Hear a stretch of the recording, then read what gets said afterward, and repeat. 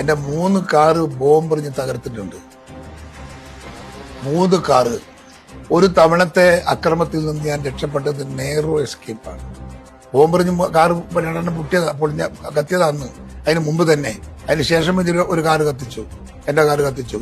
ഞാൻ ഈ തലക്ക് ഇത് കൊള്ളാതിരിക്കാൻ, കല്ല് കൊള്ളാതിരിക്കാൻ ഞാൻ വെക്കുന്ന ഒരു ബ്രീഫ് കേസ് ഉണ്ട്. ആ ബ്രീഫ് കേസ് ഇല്ലായിരുന്നെങ്കിൽ എന്റെ തലയൊന്ന് തീർച്ചയായും. അത് പേരാവൂരിലെ ആ ടേണിങ്ങിൽ നിന്ന് ബോംബെറിഞ്ഞു. ഈ ബോംബ് കൊണ്ടത് ഈ പെട്ടീന്റെ മേലെയാണ്. ഈ പെട്ടീന്റെ മേലെ പെട്ടി ചെതറിപ്പോയി. ഞാൻ ഞെട്ടി ഇട്ടപ്പോ എന്റെ മേല് നിറയെ സെല്ല് തെറിച്ചിട്ട് ഞാൻ ബ്ലഡിൽ കുളിച്ചിട്ട് എന്റെ ഷർട്ടിലും മുണ്ടിലും ബ്ലഡ് ഇങ്ങനെ ഒലിച്ചു പോവുകയാണ്. ആള് ധരിച്ചു ഞാനിത് പോയി എന്നാണ്. ഞാൻ കണ്ണൂർ ജില്ലാ ആശുപത്രിയിൽ വന്ന് ഇറങ്ങുമ്പോൾ ആളെല്ലാം ഇങ്ങനെ അന്തം കെട്ടി നിൽക്കുകയാണ്. പക്ഷെ എനിക്ക് ഷെല്ല് മാത്രമേ ഉള്ളൂ, വെറും ഷെല്ല് തെറിച്ചതേ ഉള്ളൂ. 31 ദിവസം എടുത്തു ആ ഷെല്ല് പെറുക്കിയെടുക്കാൻ ശരീരത്തിൽ.